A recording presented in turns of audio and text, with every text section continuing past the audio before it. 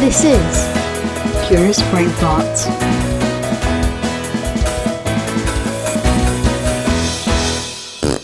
Goodness me, it's that time of the week once again, Louise. Happy Thursday. Hello, how are you? Happy Thursday. Happy Hanukkah. Thursday. Yes, it might happen on a Thursday. Well, it will do inevitably. I'm good, thank you, my darling. How are you? Wonderful, splendid, marvellous. I was having a call earlier with somebody and I was noticing how I was feeling in that moment. I was feeling just quite a lot of calm and like inner stillness, which was nice. So I was Really relishing nice. that moment. How beautiful. Yeah, and I'm feeling pretty chill right now, to be fair. Yeah, that's really beautiful. And I was saying to somebody earlier today how I just have a real sense of peace inside of me at the minute, which is not always the case. Is it garden peas or? Talking of gardening, Paul. Uh-oh. Right. You've been ploughing your furrow? Yeah. And I filled my veg trug with mud. What about your nature trench or whatever it's called? I've got a full-on compost heap now. We're not messing about. Not a nature corridor? No, there's one of those, but that's basically the rest of my garden, isn't it, if we're honest? So I've done my normal thing, plant some seeds, and then this year my promise to the vegetables is to nurture them rather than forget to water them. Amazing. Well, lovely. And what a good time of year, as it's all spring-like, which means we get all four seasons in a day. Can I just say that today is the spring equinox? This Right. Thursday, is it? Yep. Wow. So it's the official start of spring, ladies and Right, gentlemen. Okay. Well, with the spring in our step, Right. let us bounce forward into an episode. Go. All right. Well, it's not quite that simple, as you know, Louise. It's very involved. So, I was wondering, actually, whether or not a steam-powered power attachment to the RTG would be beneficial or not.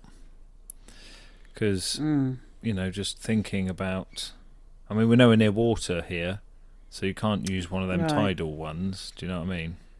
But steam also requires water. It's just I was thinking of other ways of, oh, thank you, Roscoe.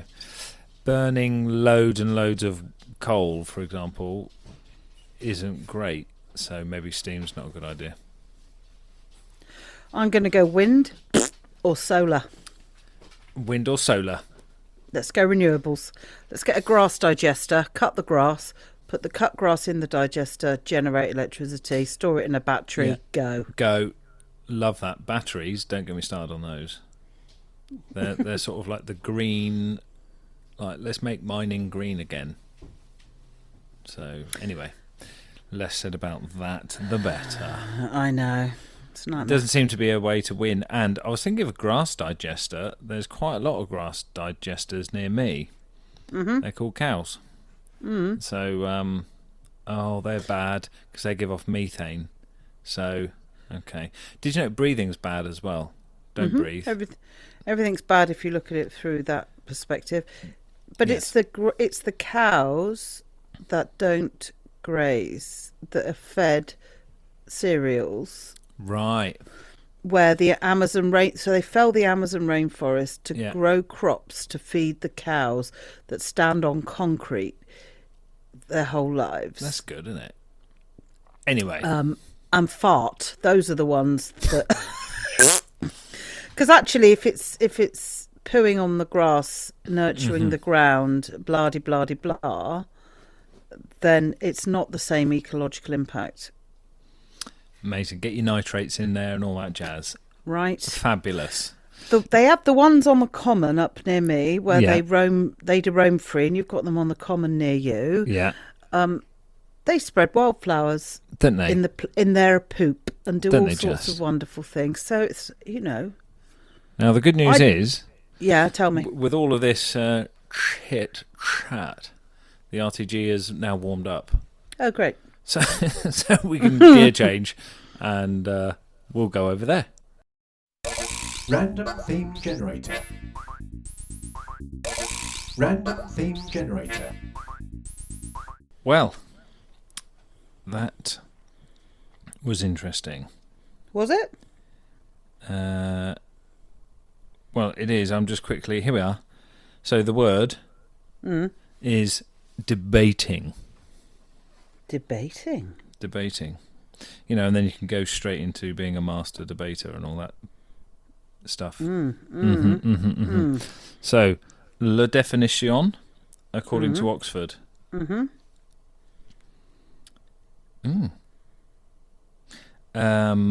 Argue about, brackets, a subject, especially in a formal manner. Okay. That's... Argue about a subject.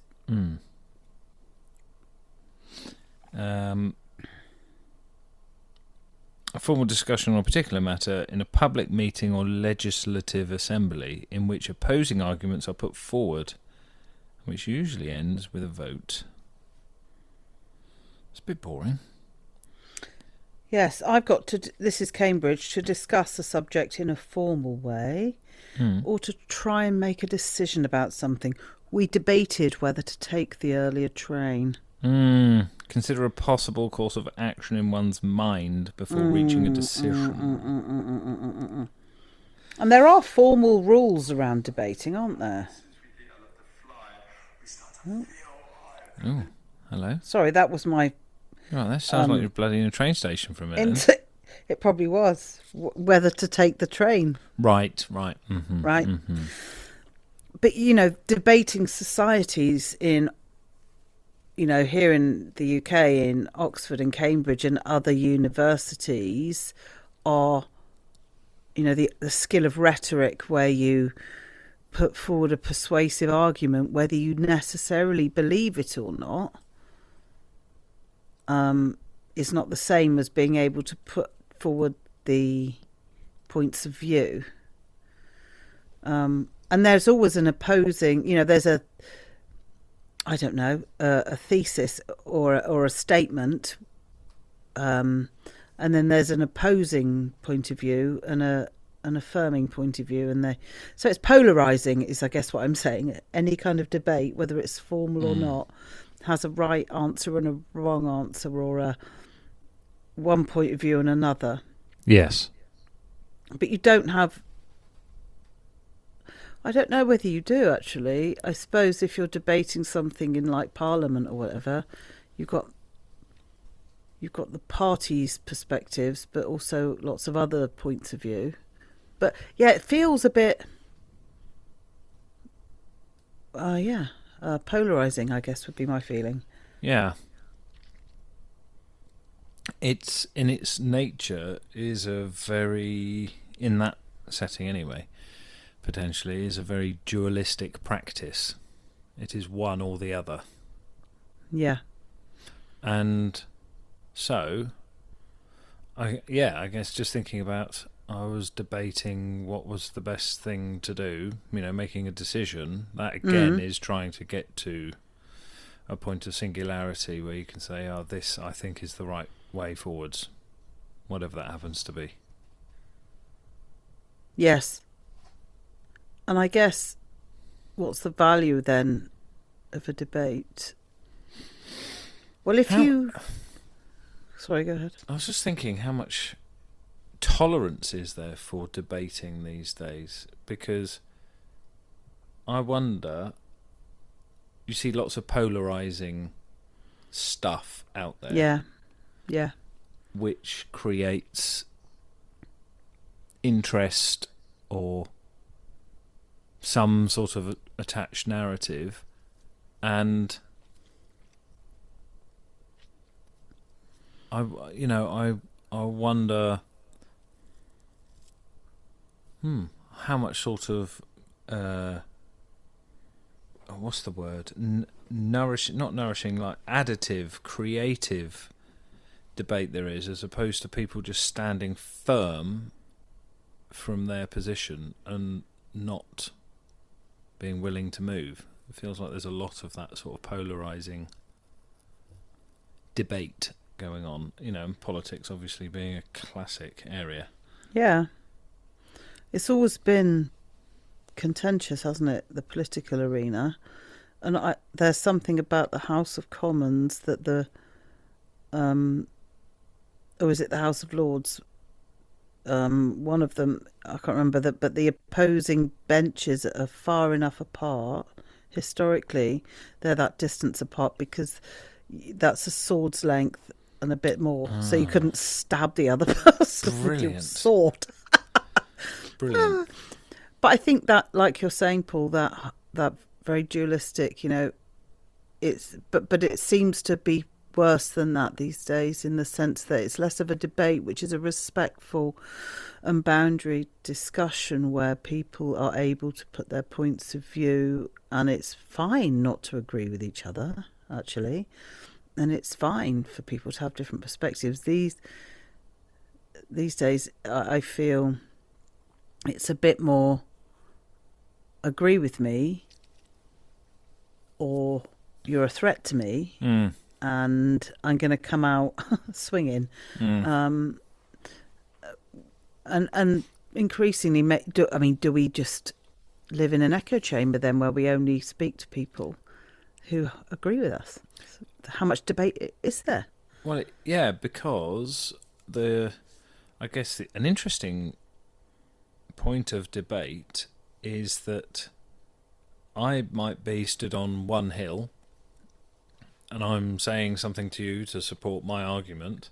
You have to listen really well in order to be able to clearly articulate a different view. I guess one of the things that you can get wrapped up in is, whilst you're talking, I'm forming a rebuttal. Yes. I'm not actually listening. I'm just trying to pick apart something so I can prove a point, as opposed to really listening for a moment, holding, putting things in suspended animation, really listening, and then reflecting on my perspective on things and clarifying or questioning my position, whatever it happens to be, and then replying with something that might add to or deviate from whatever it is that we're debating. Is a debate by its very nature polarising, simply because you've got those 2 points of view which are in typically, polar opposites? Yes. Of a point of a, what's the word? Spectrum of views. Yes. You won't pick the mildest two which are closest together for the debate. You're going to pick somebody at one extreme end and somebody at the other extreme end. And the point of the debate is not that there's a consensus. The point of the debate is that there is a skillful articulation of the point of view that's persuasive. So, yeah, in terms of their function or their value, I suppose you get very skilled at being persuasive, maybe. That's their value. Yes, it's interesting because then it is less, in a way, about the value, let's say, of the specific topic. It is more on, the prowess, as it were, is more in your ability to diffuse arguments and persuade opinion using wordsmith, as opposed to, because it isn't necessarily therefore. So there is that competitive aspect to it. So it's good in terms of it will give you a way of really challenging something and not just saying yes and agreeing. It will provoke real careful thought and consideration, and depending on how the forum is run, how the debate is structured, and the way in which, what the intent is, because a lot of these debating things are to show how good you are at debating, not necessarily the value of whatever the topic is. Yes. Yes, that's right. I heard something very powerful, actually, and it was this, that when you're listening to an opposing point of view, and I think it was to do with conflict resolution, but it is also part of this Socratic dialogue, this teacher-student kind of debating thing. It's you have to listen to the point of view. You then have to reflect it back, summarise it back. You cannot begin your section of speaking by saying, yes, but. You have to say, this is what I've heard you say. Yeah. And you can only do that if you've listened really carefully. And it's not the feelings that it brings up in you, it's what you've actually heard the person say. And it can really take the, some of the tension and some of the emotions out of these things. And then you can ask questions to seek greater understanding. And then maybe you come up with a new working assumption or a new point of view that you then explore. So that way, the Socratic method is more in a learning setting, I think. It's still a debating style, though, and it's more about exploration of a topic than about, being right necessarily. It's journey, and I, just my intuitive senses, I prefer that to I'm right, you're wrong. Yes. type of vibe. Yeah, definitely. I do find it very interesting because, for example, to what extent to what extent is it really a dialogue? What's the difference between a dialogue and a debate? And there could be many different attributes that are included in a debate, like storytelling, and things like reflective inquiry, which is kind of leading into what you were saying about being sure that you really understand before you start coming back again. And again, it really does depend on how the debate is structured. So maybe let's, for now, put aside competitive debating, because that has rules and a structure, and it's you first, that's right, then me, and blah blah. Okay, so that's more for like sport, as it were, as opposed to trying to achieve like a meaningful difference in something, or discussing something challenging for the purpose of trying to make it different. Yeah. So, one is gentler, I think, isn't it? Like you're saying, it's less competitive. Yeah. And I really love, actually, that point you made about listening. How much am I actually listening? How much am I just waiting, using my capacity to form my reply? Yes. That applies to just conversation, communication generally. And the other thing I really liked is if your only job, the only thing you can do is to reflect back what you've heard, then it forces you to listen properly. Yes. Yes. Knowing right. that the questions will come, seeking to clarify and understand is where you ask the questions. But if you begin that by summarising back what you've heard, and we do that a lot when we coach people, what I've heard you say is... Yes. is that right? What else would you add? Because if you get it wrong, they will tell you in a heartbeat, no, that's Yes. not quite right. Okay, great. Yes. So, yeah, that I feel is a really good beginning to a debate. Yeah. I think another one that can be really cool is the ability, so to be able to debate something. And I think you and I do this quite a lot anyway, because of how much we work together. Not only do we do the podcast together, we run Connect How together. Mm-hmm. And it's very important for us to debate things.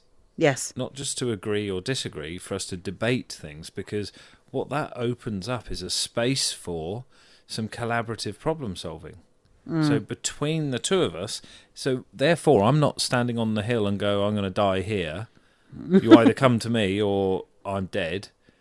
We're starting from this position of being able to, we are in two different places and we debate it, and very often we both end up somewhere quite different. It's not one or the other. Yes, that's right. That's absolutely right. And you're right, we do that a lot. And I think the extent to which you can do that is going to be enabled by things like trust and psychological safety and all of those good things. Because if you don't have those, I think you're far more likely to need or want to be right. Yes, and it would be much better to have that, so in place of that, that's where it's really good to have that agreed structure. You've got 10 minutes to present your argument, blah-de-blah. So in the absence of psychological safety and some of these other boundaries, and potentially even, the respect for the other view, then it has to be very, very, very structured. Yeah. Yeah, That's a great point. But I think sometimes when debates go sideways, I mean, I've had debates before with friends of mine who hold very different political views to mine, for example, and I'm not going to get into the specifics because that's not our vibe here. No. But let's suffice it to say those were polar opposite things. And I did find myself getting a bit triggered, feeling animated, etc. But the reality is, these people are my dear friends. They are good, kind people. They have their reasons for thinking the way that they do. They're not trying to be disruptive or negative, or they're simply trying to look at an issue just from a very, very different standpoint and mindset to me. Yes. And I found that extremely difficult to adapt to switch my thinking in the middle of the debate itself. It was hard. Yes. And I guess as well, in order to debate something, you would say it's maybe better to have a deeper understanding of whatever that thing is that you want to debate, because it does require a depth of understanding, or a roundness, let's say, of understanding. Yeah. And interestingly, maybe one of the differences between like a debate and a dialogue is that a dialogue is more, more relational, whereas a debate is more contextual. It's more about the content. Whereas a dialogue, you could have a chat about anything like we are right now. Literally about anything. Thanks, Random Theme Generator. How we doing, guys? We're smashing it. Amazing.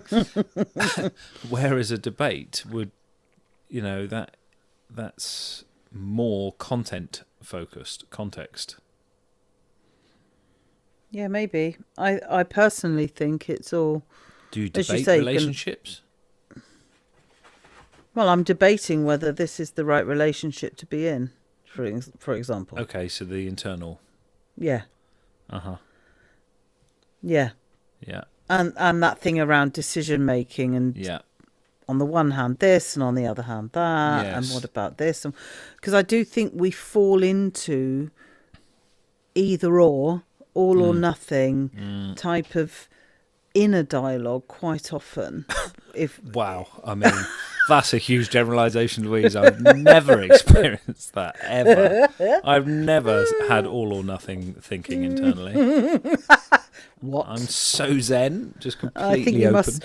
I was going to say, as Paul steps down from his what's it called, I don't Zen know. Buddhism Place. practice, Amazing, yeah. with his chi Yeah.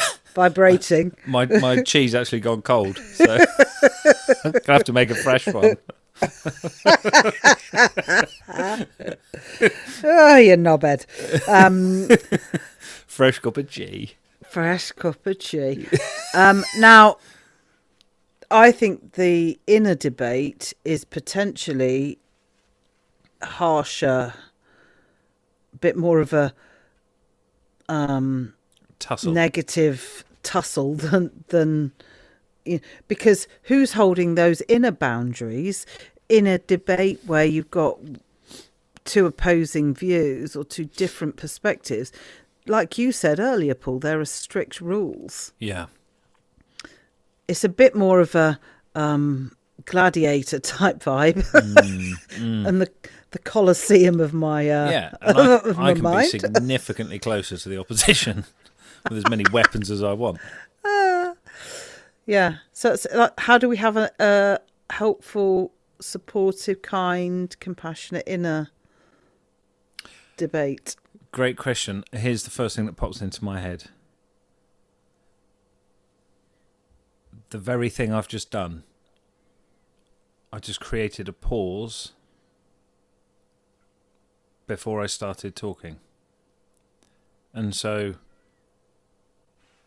to have, for me, a boundary I'm working on is allowing that pause, giving myself the space to take just one step backwards. So instead of being, having this one side or the other up in each other's grill, like gobbing all over each other as you're screaming at the top of your voice. Just Sounds great. Yeah, I mean, amazing, because I'm Zen. It's great in your head. Yeah, in my head. Zen is like the brother of good old Ken. Sven. And Sven. Sven and Zen. Sven, then and Ken. They, Or walk into a pub. triplets, they got separated at birth. One ended up in the Nordics, one went over China, and then Ken just stayed. Anyway, that creating that space for me is the thing. So the moment I am able to notice, so literally just drawing a moment's attention and notice what I'm doing, I can then choose to just carry on, or I can choose something different. I think that's something that I'm working at. That's very, very beautiful. And the thing that I'd like to just offer is this inner campfire, or an inner chat round the kitchen table with me and all the other bits of me that might have an opinion about the thing. In other words, the participants in the inner debate. Let's all sit round the old fire and have a chat. Yeah. So you call to order a little meeting. Yeah. Order. Because otherwise it can get a bit spicy. Yeah. And what's really great is that's always super helpful.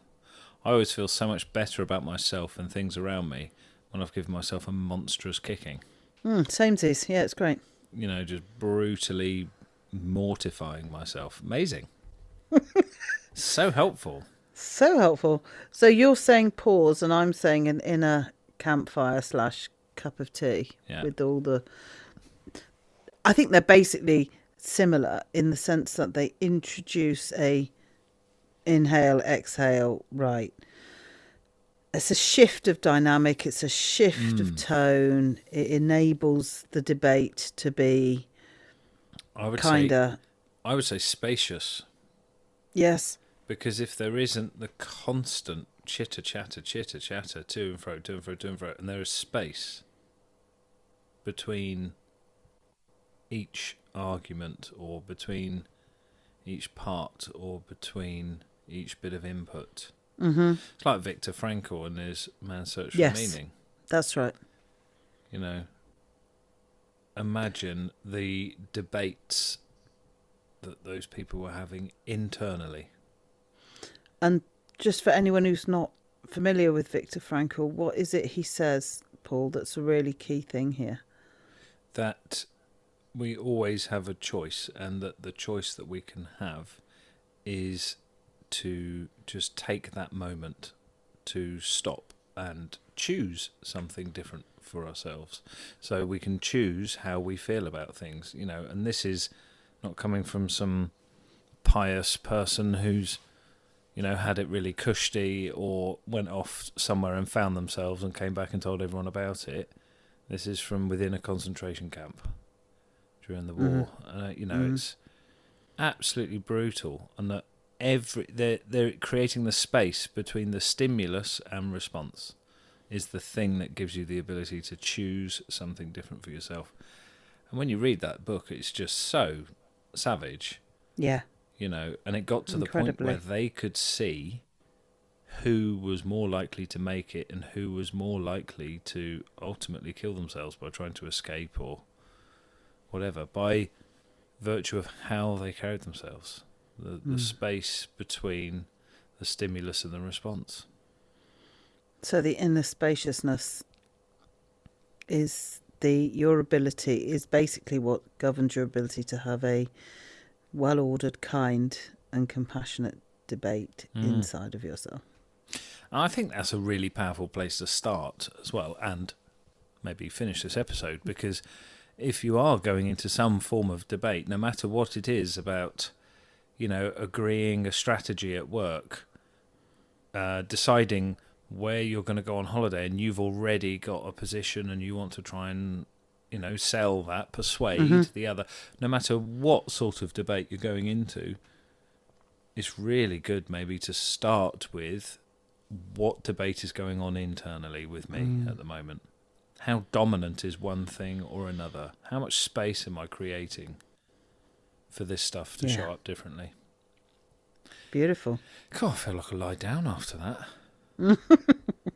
I'm sort of feeling so spacious. We'll go and get some, find some space for that, yes. Well, it's all around us. As we know, we are 99.99% space. Yes, we very much are. Which is all a bit mental. It is completely mental, but it's also very encouraging. Yeah. Yeah, it is. Mind-blowing. Absolutely mind-blowing. Well, this was a surprisingly tasty episode, actually. I wasn't sure where we were going to go. I won't lie to you. I debated just leaving, frankly. Oh, yeah. Hello? Computer says no to that. Yes. Yeah, very lovely. Now, importantly, we do love hearing from people, and we can't guarantee when something's going to come up because it's down to the random theme generator. However, we would dearly love to hear from you, and you can do so. You can get involved by sending us an email to curiousbrainfarts@gmail.com. Oh, there is also, before we go, there is some rather exciting news. Which is? That, you see, it's so exciting, Lou's stunned. Should I know what this news is? Stunned into not knowing. Oh my God, she's so temporarily excited. Not knowing. Yeah, just completely. Yeah, that's fine when you're so overwhelmed with excitement. So we are going to be doing a mini-series, a series of mini-series, mini-serie. Cereals. Okay, great. We're on to farming. And breakfast time. With some, dare we say it, superfans. And these are people who have listened to all of our episodes who eerily seem to sort of know us, and we don't necessarily know them. And so we thought it'd be great fun for us to do a mini-series with some of these people. So over the next probably 3 months or so. Yes. Mm-hmm. By the time we get it all diarised and that, and innit? all that jazz. Yeah. Take blimmin' ages, wouldn't it? Yeah. So sometime over the next 3 months, you will hear a little bit of a change up. So amazing. And if you are a super fan and you want to get involved, guess what? Send us an email to curiousbrainfarts@gmail.com and we would love to get in touch with you. Yeah, we're not debating that. That is No. a warm invite Yeah. to anyone. Because, we just decided that we did have a debate about it, I'm not going to lie. And the conclusion of said debate was 3 heads are better than 2. Yeah, which is nice. So wouldn't it be great? Because, we don't know how these people are going to vibe. Obviously, you and I have a vibe, which is great. Yeah. And it's going to be super fun. And some of them we're going to get to do in person as well, which I'm really excited about. Yeah, nice. Very nice. What a treat. So no matter where you are in the world, please do get in touch. We'd love to hear from you. Yeah, I do fancy a trip abroad, in a sense. Yes, indeed. Yes, indeedy. All right, my love, listen. You Enough. go off and have a spacious lie down. Enough debating, okay? Yeah. I feel like I'm now. a master debater. Agreed. I think you're a massive one. Well, I've even got a badge and everything. Yeah, I'm sure you flipping have. From the Society of Master Debaters. Mm-hmm. Actually, it goes with my my association with the Cunning Linguist Society as well. You've got all of the badges. I love it. Amazing. Well, I mean, this has been properly emotional, actually. So.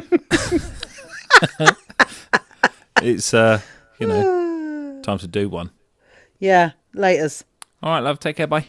Peace. Bye.